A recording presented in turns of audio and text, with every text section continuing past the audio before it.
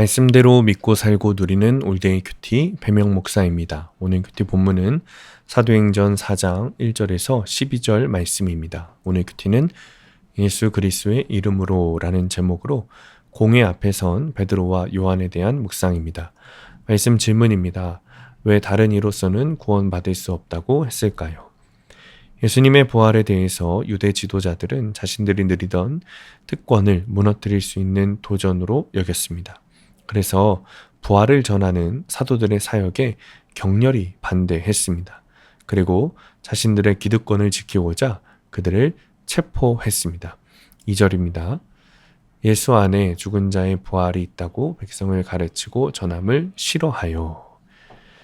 하지만 그것으로 진리의 역사를 막을 수는 없었습니다.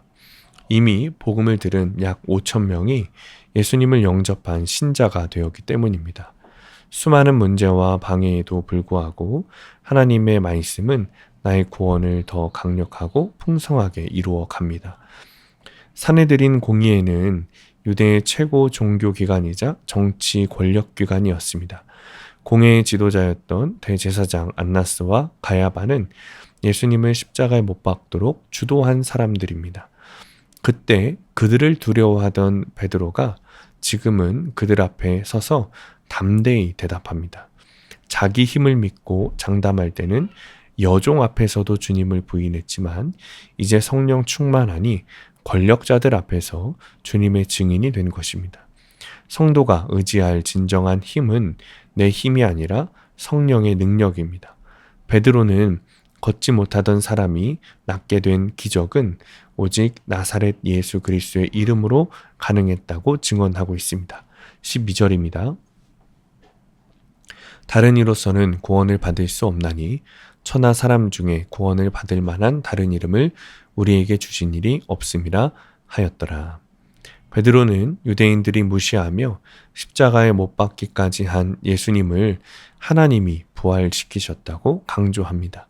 이는 예수 외에 구원을 위한 다른 이름을 주신 적이 없음에도 여전히 자기 이름만 높이는 사람들에게 다시 기회를 주시는 것입니다. 내 이름이 낮아지는 사건이 왔다면 그것은 예수님이 나를 건지실 구원자임을 알라고 주시는 기회입니다. 적용 질문입니다.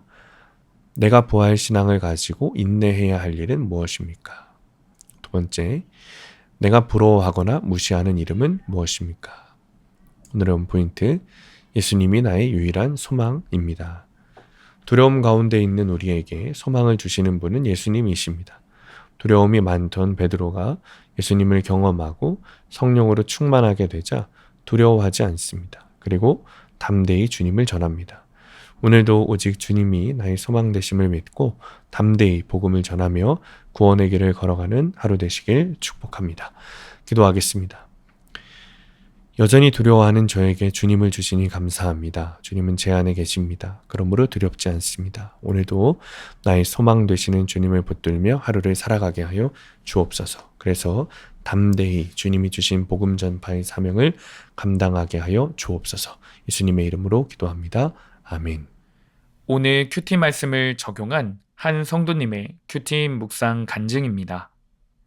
이혼하고 홀로 딸을 키우는 자매를 만나 결혼했습니다. 그런데 결혼 전 아내는 틈만 나면 저를 전도하려고 애썼습니다. 그때마다 저는 교회 얘기는 꺼내지도 마. 당신이 가는 건 안 말릴 테니 나 좀 내버려둬 라고 소리질렀습니다. 그러다 하루는 아내가 전도 축제에 데려갈 사람이 없다며 울먹이자 교회에서 누굴 안 데려가면 눈치 주나 싶어 그날만큼은 가겠다고 했습니다. 그렇게 1년에 한 번씩 교회에 나가 말씀을 들으며 제 안에 믿음의 씨앗이 자라기 시작했습니다. 그러던 어느 날 교회를 가기 싫어하는 제게 딸이 교회에서 양육을 한번 받아보세요. 그래도 정 싫으면 다신 교회 가자고 하지는 않을게요 라고 했습니다. 저는 속으로 환호성을 지르며 특별히 너의 부탁이니까 들어주는 거야 라고 답했습니다. 그렇게 양육 훈련을 받기 시작한 지 3주째 되던 주일에 설교 말씀을 듣는데 아버지라는 단어가 마음에 와닿았습니다. 그 순간 알 수 없는 감정이 올라와 계속 눈물을 흘렸습니다. 사실 저는 어릴 때부터 아버지를 많이 원망하고 복수심에 이를 갈며 살았습니다. 아버지라는 단어가 나를 울린다는 게 이해되지 않았지만 한편으론 속이 후련해졌습니다. 이 감정이 뭔지 알아야겠다는 생각이 들었고 아내에게 교회에 등록하겠다고 했습니다. 그동안 저는 이혼으로 집안을 망하게 한 아버지와 제 이름으로 대출을 받아 신용불량자가 되게 한 형을 원망했고 또 이렇게밖에 살 수 없는 세상을 원망하며 살았습니다.